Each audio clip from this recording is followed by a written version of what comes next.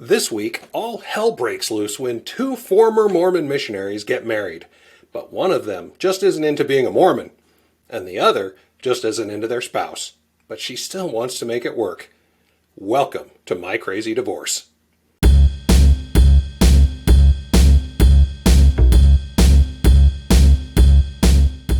a failure as a husband. I'm a failure as a man. It's just, I'm beautiful and I'm bright and I deserve better. It's a great day, I'm feeling good. Oh, the possibilities of what I could. Oh, do with the world at my fingertips. My imagination brings a smile up to my lips. Oh. Hi everyone, and welcome to another crazy story here on My Crazy Divorce. I'm your host, Tom Milligan. I gotta tell you guys, this story has been so much fun for me for so many reasons. First, our guest Jenny grew up in Utah, my home state, just an hour south of my hometown of Bountiful.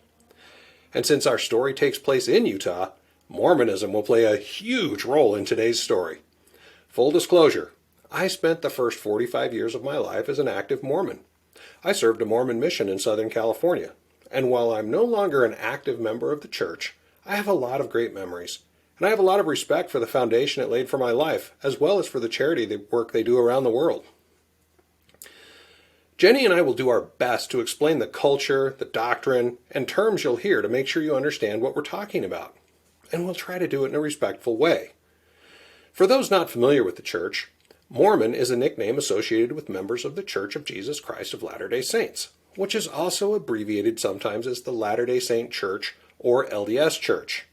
You'll hear all three terms used today, so just know they mean the exact same thing. Now, if you're a member of the LDS Church and are offended by anything either one of us say about the church, just know it's not intentional, so calm down. All right, Jenny grew up in Alpine, Utah, a town of about 10,000 people, about 45 minutes south of Salt Lake City, Utah. Alpine is known for three things. The first is wealth. The average household income in Alpine is over $167,000, about 2.5 times the national average of about $67,000. Second are the big, expensive houses that those big salaries can afford.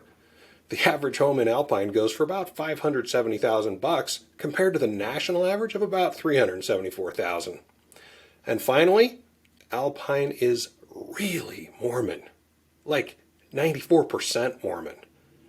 Here's Jenny describing Alpine. I grew up in Alpine. Now, to explain to what Alpine is, I hate saying that I'm from Alpine.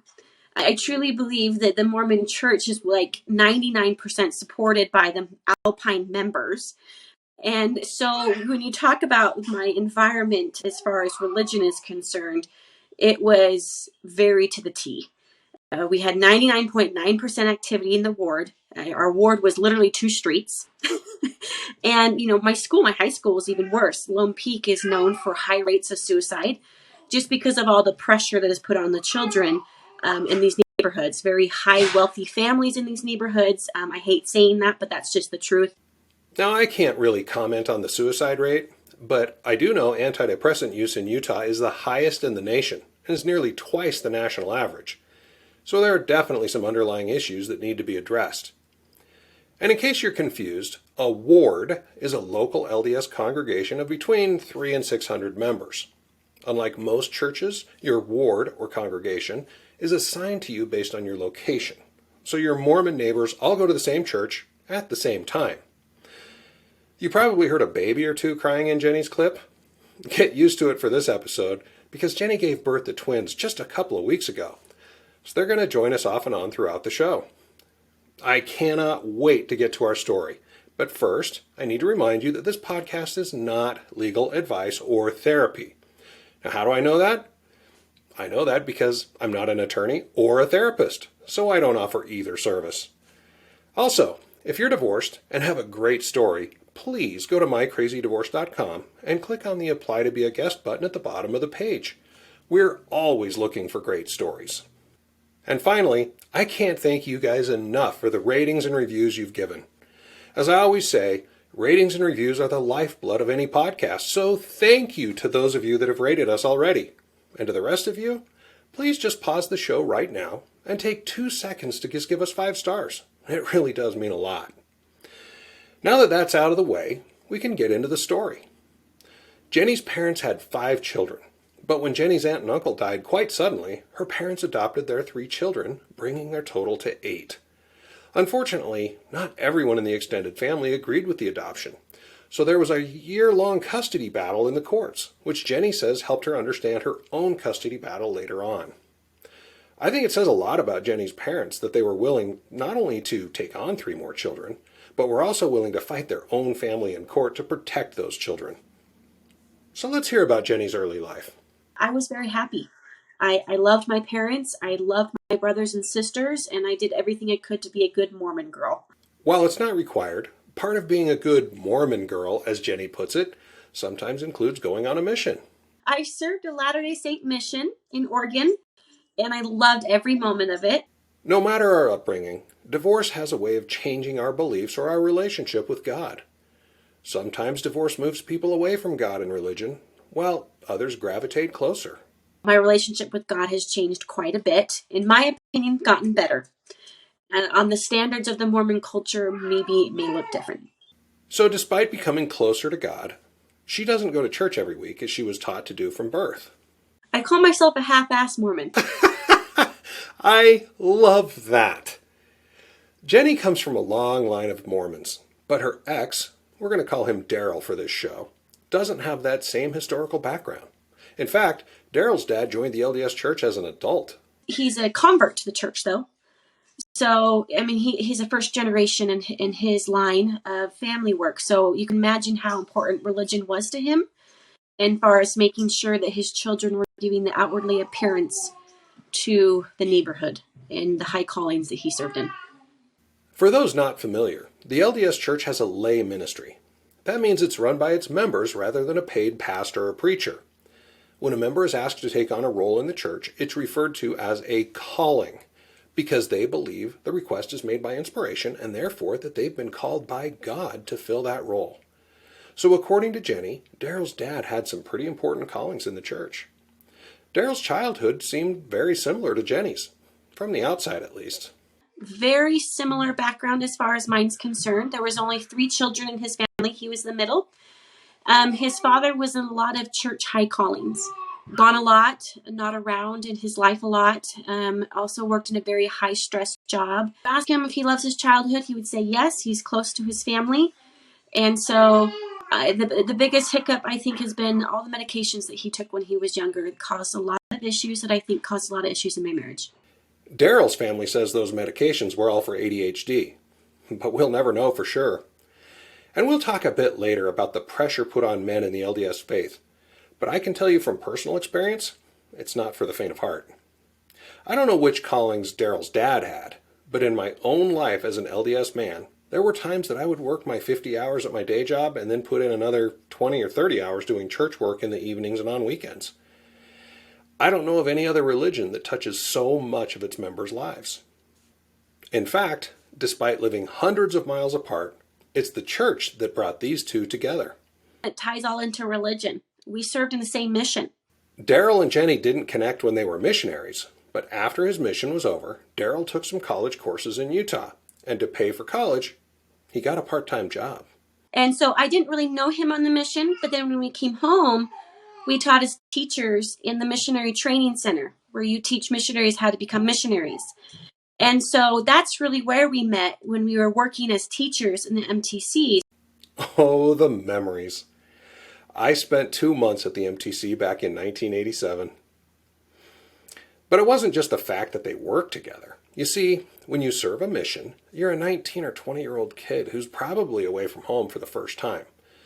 So every mission has a mission president who kind of becomes your father figure. Also, his wife is there, who's often referred to as your mission mom because of the role she takes on with the missionaries. Well, Jenny's mission mom worked behind the scenes to get Jenny and Daryl to date after their missions were over. She thought they were just perfect for each other.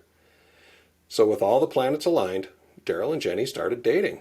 My courting was quite small, about 3 months. Not very lengthy. I wanted it to be longer, but I obviously, looking in hindsight, was pushed into a lot of things I didn't want to do. Ugh, 3 months is not long enough. Period. I don't care who you are, how old you are, or how in love you think you are. I remember very specifically thinking, I don't really like this guy. And there's a lot of red flags. I remember talking to my friends about it, and I did end up breaking up with him. Good! Jenny saw the red flags and actually broke it off with Daryl. Now, if only that were the end of our story. But then my guilt, I felt so guilty by making him feel so bad because my codependency issues that I had. I ended up getting back together with him because I thought, what's wrong with him? There must be something wrong with me because there's nothing wrong with him. Why do we gaslight ourselves? Jenny knew it wasn't right, but she convinced herself that there was something wrong with her. Why? I mean, I look back and I think I just wanted to continue the Mormon checkbox. Get married in the temple, have the white picket fence. And so when you talk about engagement, it wasn't anything that I remember emotion-wise. It's just all, it was what I was supposed to do. So romantic, right? Well, maybe he grew on her. Went and looked for rings, waited for the ring to come in. He got it sooner than it was supposed to come in, so he surprised me by writing me a song. And I mean, I still have pictures of it, you know, and things like that. Keep them for my son. Proposed. I mean, it was just one of those things where it's like, well, I guess we might as well get married. You know, we both have the same morals, same standards, want the same things. We have the same morals and want the same things, so we're obviously meant to be together? Right. Damn it, Jenny. Why? I'm thinking, yay, I finally made it to what young women in my church taught me that I should be doing. Yay, I don't have to be one of those single women for the rest of my life. Yay, I get to have babies. You know, that's what I'm thinking. Yay, I can finally get the house and the dream and, you know, the whole 9 yards when it comes to making my life picture perfect. So Jenny's been told her entire life that this is what her role is. Wife and mother. Period. I'm thinking, yay, I don't have to be alone. So for whatever reasons, good or bad, Jenny and Daryl are engaged. But remember, they've only known each other for 3 months. There's still a lot they don't know about each other. We were driving on the freeway and we're talking finances. Now, I'm someone who's very into my finances. I want to excel in life and move forward. And I remember him telling me he had nothing in his bank account. So he's broke. Not a huge deal, right? A lot of young married couples start out broke. In fact, I think that's almost better since it forces them to work together to resolve problems. But that's not how Jenny saw it. But I was already engaged to this guy. And so he moved to Utah, had a part-time job, wasn't going to school. And I thought, what the hell is this kid doing with his life? And why am I engaged to him? Good questions. And don't you just love how she can laugh about it now? So Daryl stopped going to school, is about to get married, and only has a part-time job. I'd question that too. Jenny was worried. I remember thinking, oh, maybe things will change. Ah, the old, I'm sure it will be okay once we're married routine. Does that ever actually work? I doubt it. But Jenny sweeps that red flag under the rug and prepares for her temple sealing ceremony. It's called a sealing because you're being sealed to your spouse, something Mormons believe can only happen in LDS temples. You have to be worthy in order to get married in the Mormon temple. So you have to be living certain standards. And especially in your courtship, you're not able to have intercourse. You're not able to have even petty or I don't know what else you would call it. Just anything that's informative of sexuality. No showing body parts before you get married. So when you get married in the temple, they say it's for time and all eternity. And so, you know, if you're married civilly, they say till death do you part. But in the temple, they say time and all eternity. And you make covenants, promises with your partner, and you include God in your marriage. Well, that adds a whole new wrinkle to this, doesn't it? Remember, Jenny doesn't really like Daryl a whole lot. I'm sure she doesn't actively dislike him, but from what I've seen, love wasn't even on the table. But despite that, she's preparing to enter into a very sacred relationship with Daryl and with God that is expected to last for time and eternity. That's deep. And it's scary. So the big day comes. Both families are in the sealing room of the Timpanogos Temple in American Fork, Utah, to witness a sealing of Daryl and Jenny for time and eternity. To be clear, Sealing rooms usually hold 20 or 30 people max, and the sealing ceremony is actually fairly short and usually quite somber. I remember, because in the temple there's an altar, so you kneel down at an altar and you face each other. And I remember thinking, what the hell am I doing? I cannot believe I'm marrying this person. Oh no. She knows it's not right, but the whole family is there. It's just too late to back out. So now they're sealed. I guess it's time to celebrate, Mormon style. Obviously, we don't have as many fun dancing and drinking parties as a lot of people because we don't drink alcohol. But we have the reception hall and we have the luncheon. So lots of people coming in with gifts. I loved it. I had dreamed about it my entire life. And so here I was in a gorgeous gown and looking good and, getting to express to everybody that I finally had made it through the threshold of marriage. And, I was doing what I was supposed to be doing. And that, my friends, is a Mormon wedding day. And in case you're not familiar, the reason Jenny mentioned alcohol is that members of the LDS faith are forbidden from drinking alcohol as one requirement of being temple worthy. So a Mormon wedding is very different from a non-Mormon wedding.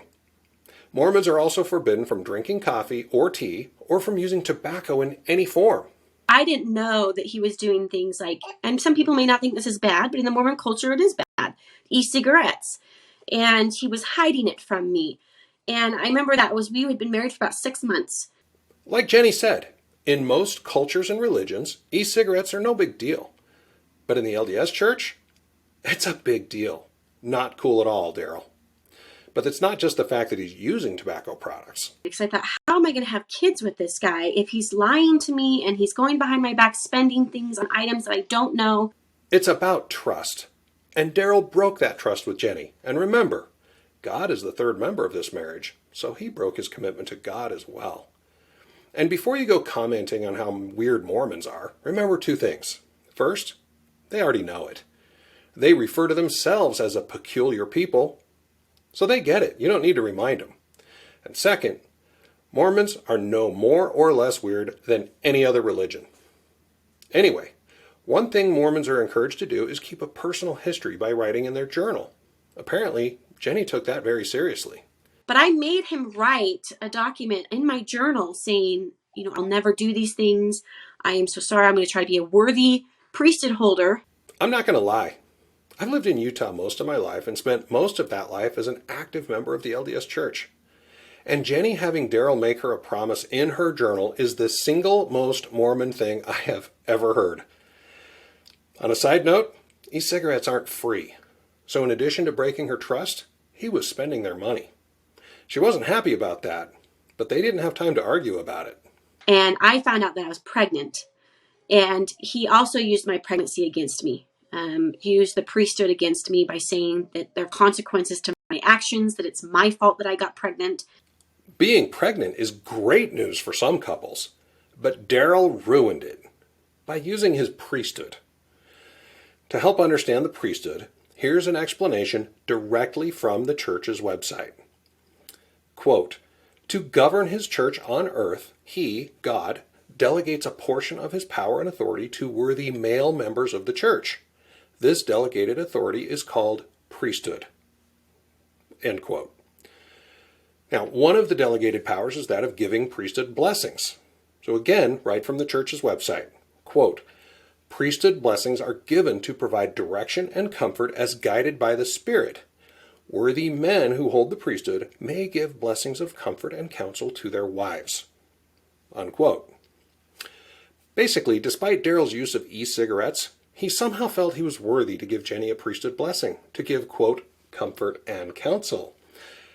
And Jenny's faith in the priesthood authority was absolute. I cannot believe that he used that against me in a priesthood blessing where they put the hands on your head and they bless you. And he said those words. Now, when you're just to give a substitute to your subscribers, is a priesthood blessing is supposed to be words from God. So when someone uses it to abuse that power that they believe in, I thought was awful. Yeah, that's shitty. But unfortunately, Daryl's not the first to abuse his priesthood authority, and he certainly won't be the last. Well, so here we are. Jenny's 8 months pregnant, and Daryl, well, he rolls his ankle. Maybe. Looking back in hindsight, he faked the surgery, which he's done multiple surgeries where he fakes the surgeries. You'll find a surgeon to perform the surgery. And in this case, it was his ankle. He said he rolled his ankle and he had to have surgery on it. Well, if you have surgery, you're given pain pills. So I was 2 weeks away from giving birth to our child, and he was in a foot brace and could barely walk. I wasn't there, so I can't say whether he faked it or not. But at best, his timing sure sucks. And at worst, he's a drug addict.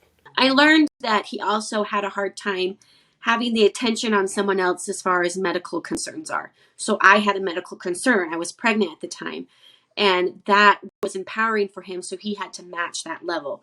Okay, he's an attention whore. Check. So my son was born, and my husband is 2 weeks old. My son was 2 weeks old. He literally passes out with my son in his arms from an overdose. Oh, he's a drug-addicted attention whore. That's not good at all, especially with a newborn. What really happened in my marriage, I believe, is when my child was born, the attention turned to my child. I was now to be a rearing, gearing mother. And he didn't like that. The attention was not on him anymore. In fact, there was a time that he said, "You are not to put the child first. You're supposed to be putting me first. I'm your husband." What a petulant dick.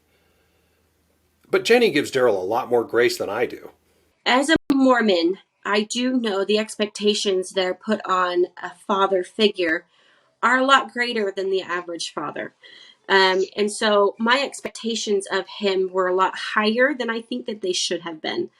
And so the demand of you need to do this, and you need to do this, and you need to do this, and you need to be involved in this. So you need to go work, and then you need to make sure you're home with the kids and playing with the kids, and you make sure you groom the dog. You need to make sure you take the house and do all the household chores.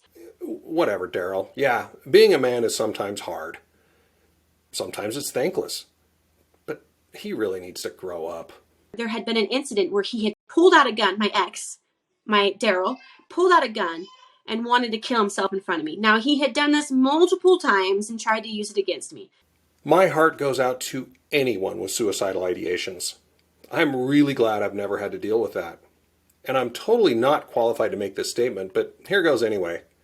Daryl is and was full of shit and never had any intention of killing himself. He threatened suicide to control Jenny. Period. And it worked. For a while. But she really wanted to make the marriage work. I was very involved with my husband. I wanted to go on dates with him. I wanted to hang out with him.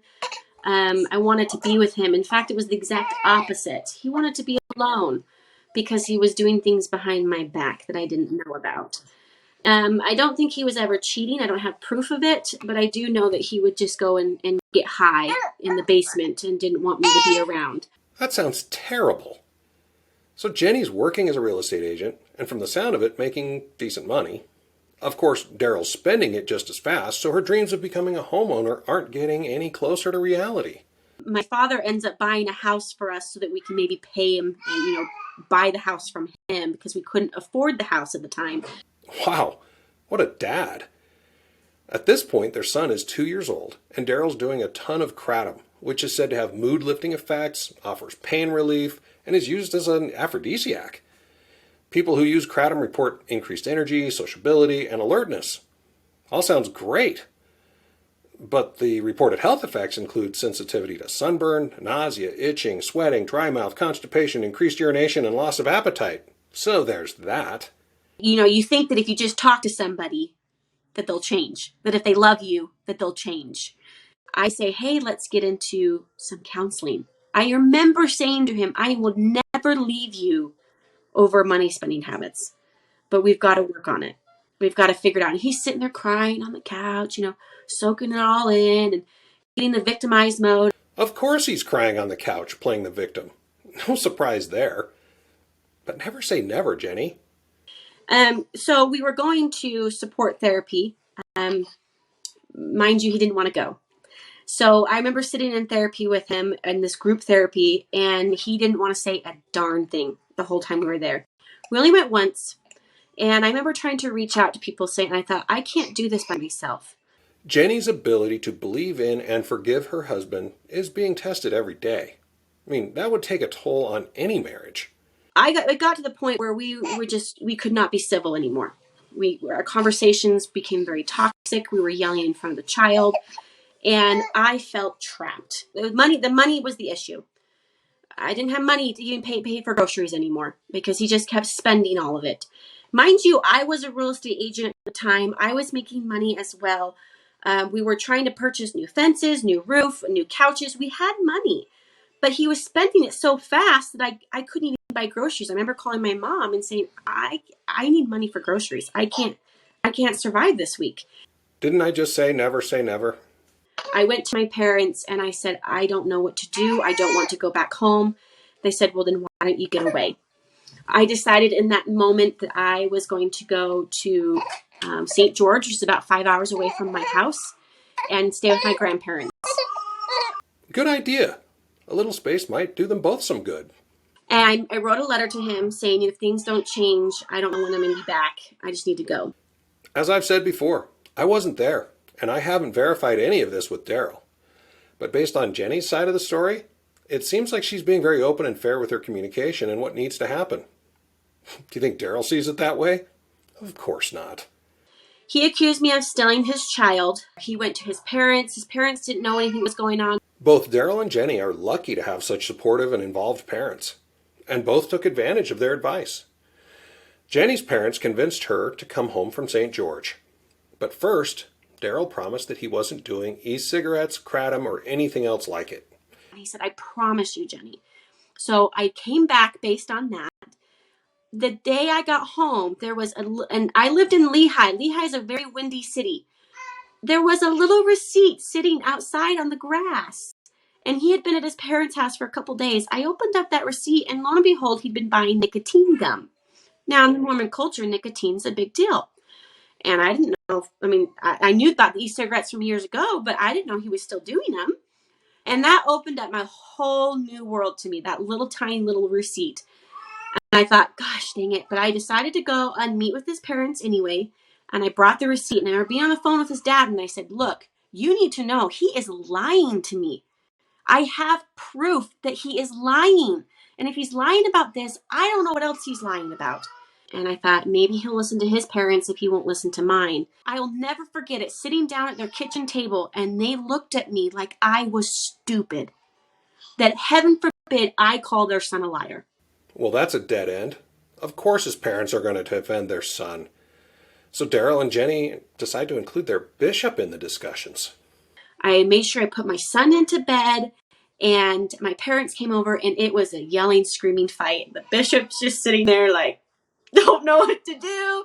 An LDS bishop is the local priesthood leader that presides over a ward. Remember, he's just a guy that accepted a calling. He probably has no training in marriage counseling, but as part of the LDS doctrine, he's been given special authority over this ward, so members often involve him in this stuff. So, of course he's just sitting there. What else could he do? Meanwhile, the others in the meeting aren't just sitting around. I'm trying not to have a panic attack, and my ex-husband is just screaming at everybody, and there's a lot there, right? But in the end, what happened is my parents said, this is my house, you're to leave now, and you're not coming back. And so they made him pack all of his bags. This was the third time I had kicked him out of the house, and he told me that if I had kicked him out again, that it would cause a divorce. You gotta love how he worded that. If you kick me out, it will cause a divorce? So whatever he did that led up to the kicking out is irrelevant in his statement. I looked at him and I said, don't be silly, Daryl. I said, I grabbed his face and I said, just go work on you and I'll work on me and we'll come back and be better together. But we cannot function like this right now. And the evil look that he gave me was like, you're in for it. Punishment. Punishment was coming. I just got chills. She has no idea what's coming next, but she knows it's not good. So he left, and he was gone the whole week, and he asked to see my son that weekend. And so he took my son, our son, whatever you want to call it. We're not in legal stuff, so I'm going to say my son. So he took my son for the weekend. He asked to have him for one more day because he wasn't working on Monday. Sounds reasonable. I hear so many single moms who wish their kids' fathers would ask for extra time with them. So I suspect Jenny was happy that he wanted to be an involved dad, even if they weren't together. Jenny took advantage of the extra time on Monday to work on building her real estate business. I come home and there's a police officer at my house. I had not even eaten dinner. I was so hungry because I had been working out and trying to eat clean and try to get my life back together, trying to feel control again, The police officer handed me the papers and I said, "What is this? I don't know what this is." And he says, "Well, I've just been told to give it to you." I said, "But it has my name and my husband's name on it and we're separated right now and he's supposed to be bringing my son." He says, "I don't know, just read it." I'm not a cop, but that really seems like he left some shit out, right? They did many things wrong. They were supposed to escort me off the property. They were supposed to serve all the entire papers, and they didn't do their job. That's more like it. But because the police officer didn't do it right, she had no way of knowing that shit was about to get very, very real. He leaves. I'm left with a piece of paper. I call my husband, and I say, "I have a piece of paper in front of me. I don't know what's going on." He doesn't answer his phone, so I leave a voicemail. Then I call my parents, and they say, "Oh, no. You need to call your Uncle Blake, who's an attorney, and you need to talk to him now." Oh no, not Uncle Blake. What is going on? Where is my son? Exactly. Where is her son? Jenny later pulled body cam footage and learned that while she's panicking over her son, the officer that served Jenny drove 2 blocks to where Daryl was parked waiting to get word that she'd been served. You see the cam of the cop walking up to him, and he says, "Well, she called me. She called me. Have you served the protection order?" And he says, "Yeah, we served it." "And she called you?" He says, she violated the protection order. He says, "That means that we're going to have to arrest her." The look on his face was, "Well, I guess this is her doing." And to me, that look was, this guy had no idea what he was doing. I'm pretty sure the attorney told him to file it, to get a leverage to try to get the kid.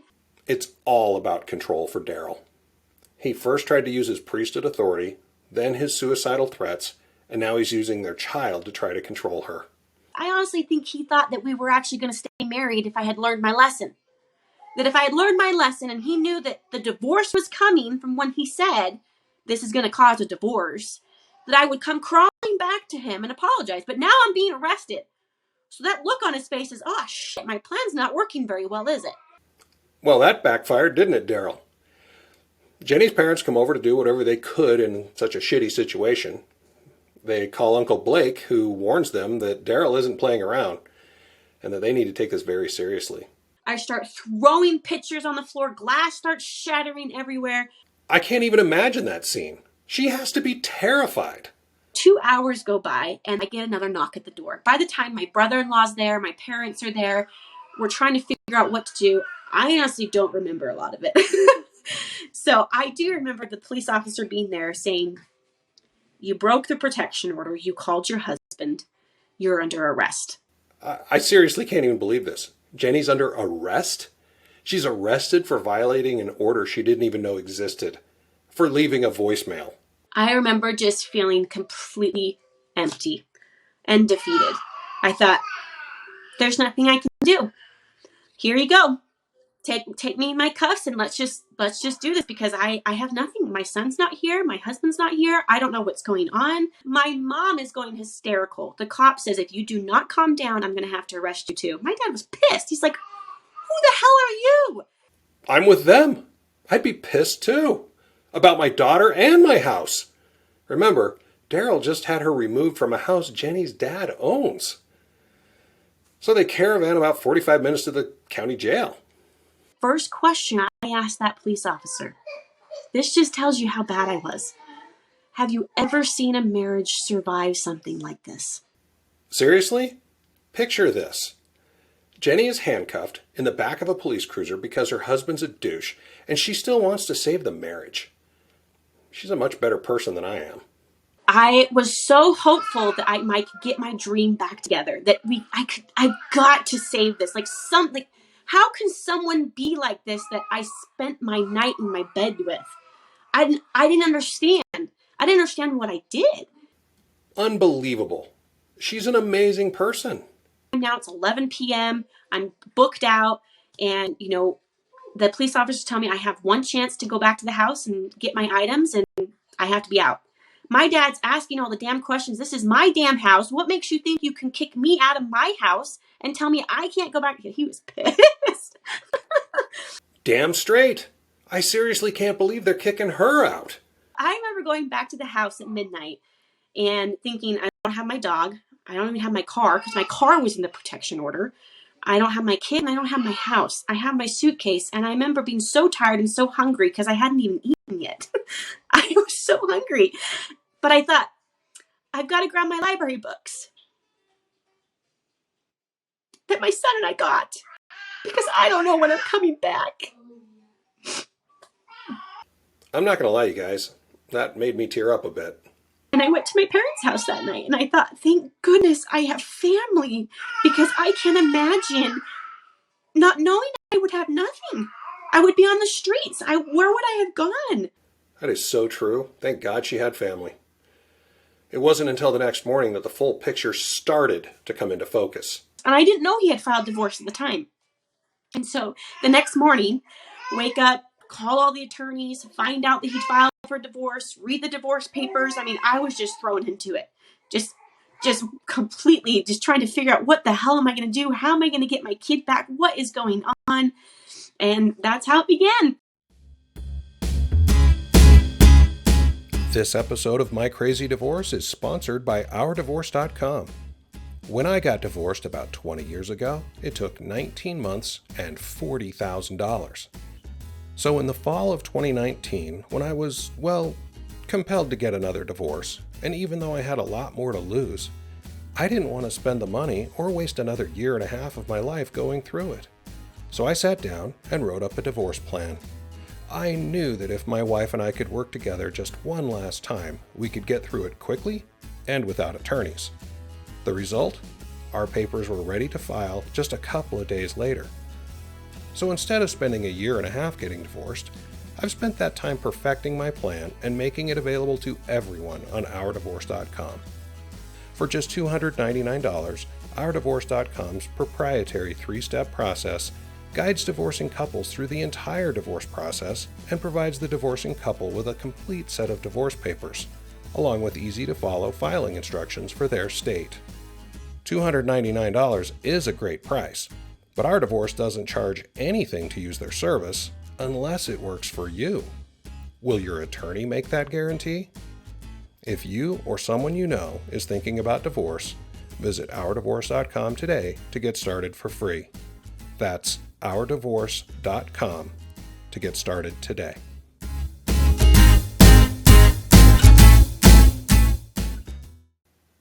After spending the night at her parents', she begins assembling the team, reading the paperwork, and forming a strategy.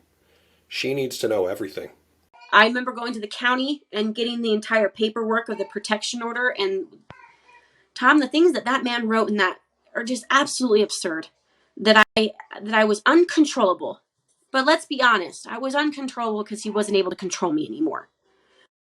And that I hit my child multiple times. That my child's his speech impediment was my fault because my abuse. Of course he accused her of child abuse. What else could he say? My son did have a speech delay. And I did have a state program, which is called Kids on the Move, in my home, giving speech therapy to my child twice a month. And those are mandated reporters. And they say on every sheet of paper that they leave with that mom was there and that everything was fine. And that saved my ass. Ha! Take that, Daryl. Because their case involved a protection order, their hearings were expedited, which means their first hearing was just 10 days after the protection order had been served. During that time, Jenny had to fight to get her car so she could do her job, and also to see her son. In that 10 days, she hired an attorney who assured her that she would get her son back at the hearing. But Commissioner Patton said, my hands are tied. There's nothing I can do. I can't give you the kid. You technically violated the protection order. Just to be clear, Jenny doesn't blame Commissioner Patton. In fact, she has nothing but good things to say about him. His hands were tied, and he wasn't too happy about it. We're sitting there in the courtroom for the protection order hearing. I'm about ready to bawl my eyes out because I can't get my kid. Commissioner Patton looks at me. He says, you need to go to the judicial system and get things changed. Because he was pissed. He says, my hands are tied. I can't do anything. He says, I know who the victim is in this situation. So the only reason why we're sitting in this courtroom is because someone drew an imaginary line. And because she crossed that imaginary line is the only reason why we're here. So basically, he did everything he possibly could without subverting the law. Commissioner Patton awarded me the home. And he told Daryl that he was never allowed to step foot in that house again, even if it was escorted by a cop. He was so pissed at him. He tried to give me anything that he could because he couldn't give me my son. So we were able to get the house back, and I was able to dig and find things and search and search and search. Boom. So 10 days after the protective order, she has her car and her house, and Daryl wasn't even allowed an hour to get his stuff. Nicely done, Commissioner Patton. Nicely done. But Jenny still doesn't have her son. I remember thinking, I've got to figure this out. I could not sleep. I could not eat. I feel like I couldn't breathe until I could find a solution to get my son back. And that panic feeling never left until we got to our temporal custody hearing, which was 63 days after the protection order was filed. Because, these things take time, right? And in that time, I had changed attorneys. I was seeing my child every other weekend, but he was 2. He was 2 years old. I went from being a full-time stay-at-home mom to now only seeing my child every other weekend, and the trauma that was happening to him. I hate it when mothers weaponize their children during a divorce. And I hate it just as bad when fathers do it. Maybe even worse. It's heartbreaking no matter which parent does it. But I think Daryl has awakened a sleeping giant here. I hired a personal investigator because you cannot prove that someone is a drug addict without a history of criminal records. I found out that he was hanging out with a woman who did have a criminal record, and a DCFS case opened up on her child. And he was hotboxing with this girl multiple times a week. My PI caught the video. We've got footage. We've got everything. So I knew I had to go a different route. And so the route that I went was to try to say that I had the best interest in the child and that my ex, Daryl, couldn't even take care of himself. So I hired a personal investigator and watched him over my birthday and Christmas, and very nerve-wracking to know that your ex is getting high right before he picks up your kid, and there's not a damn thing you can do about it. That's rough. I can't even imagine. For all the pain I went through in my divorce, I can say that I never worried for the safety of my children. My ex is a great mom. My first ex, I mean. Well, we get to the temporal custody hearing with Commissioner Patton again. I have a new attorney. I have a ton of evidence that I have gathered up. I mean, this was my full-time job. I was going to prove that this guy is a lunatic. I had the best interest of the child, and I had a damn good case. I had pulled text messages. I had showed that he had drug behavior.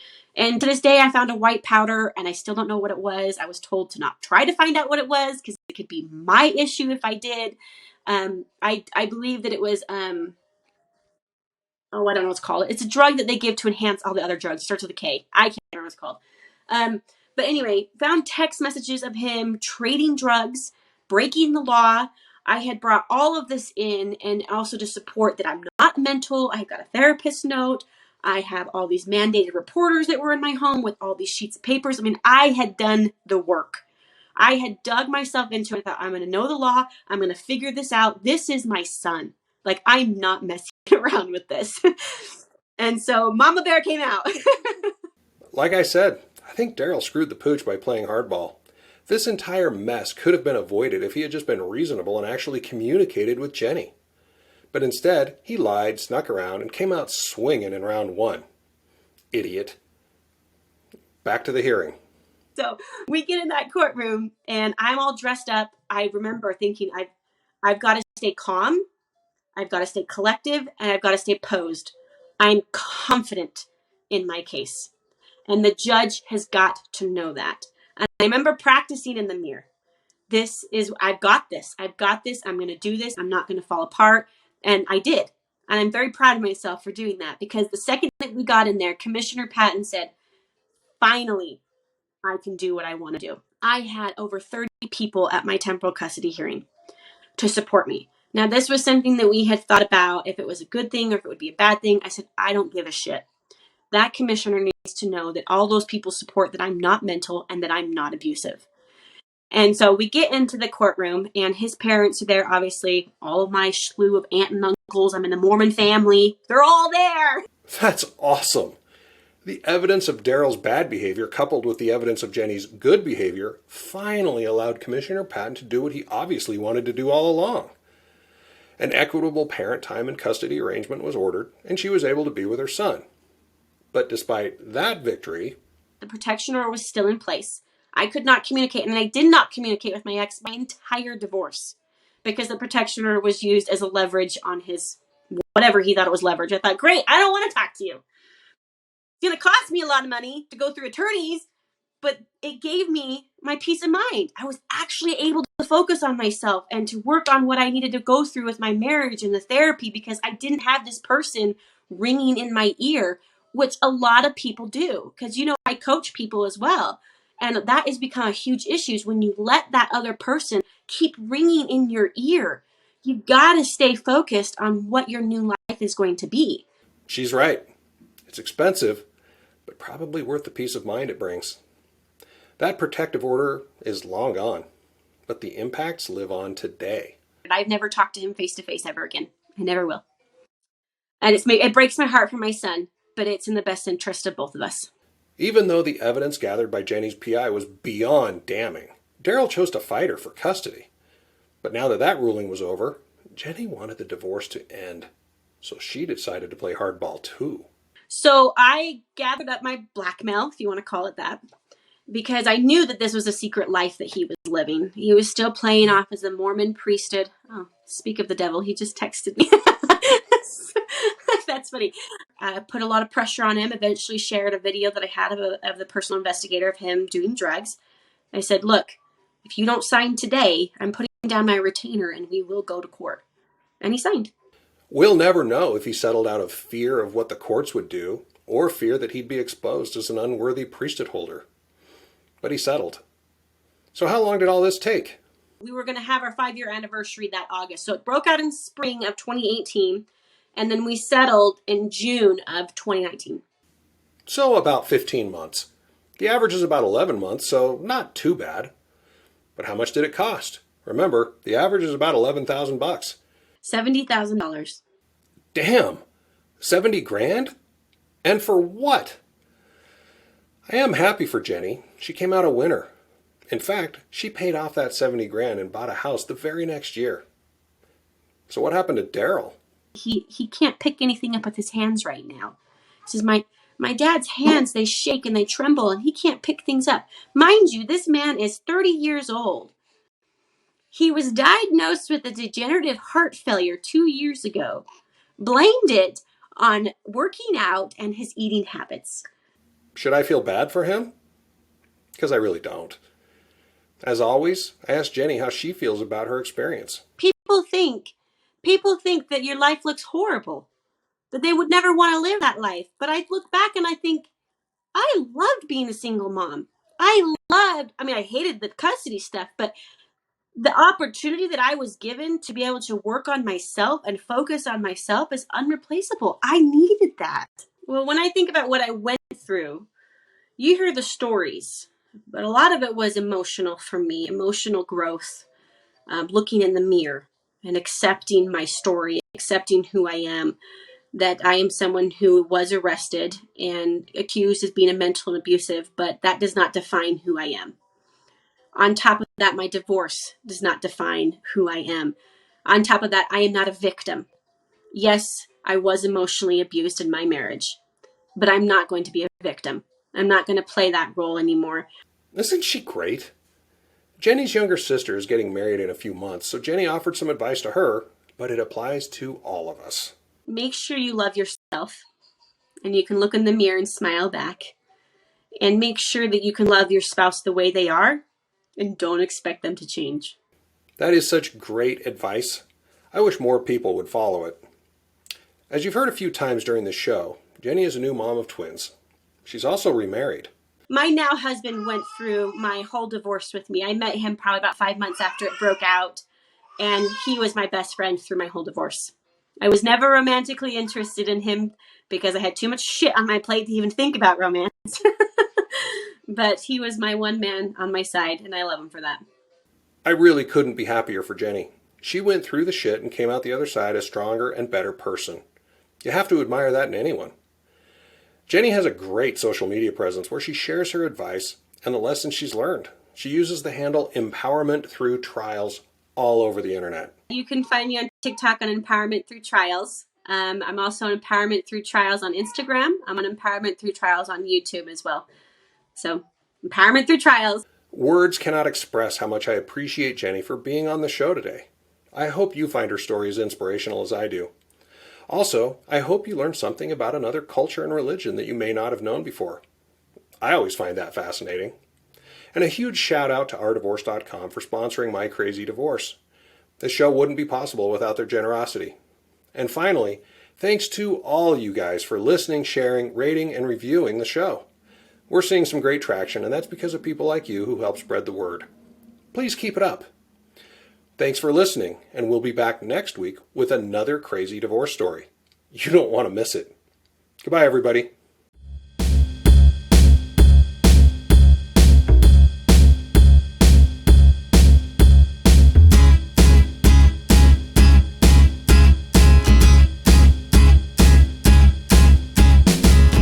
It's a great day, I'm feeling good. Oh, the possibilities of what I could, do with the world at my fingertips. My imagination brings a smile.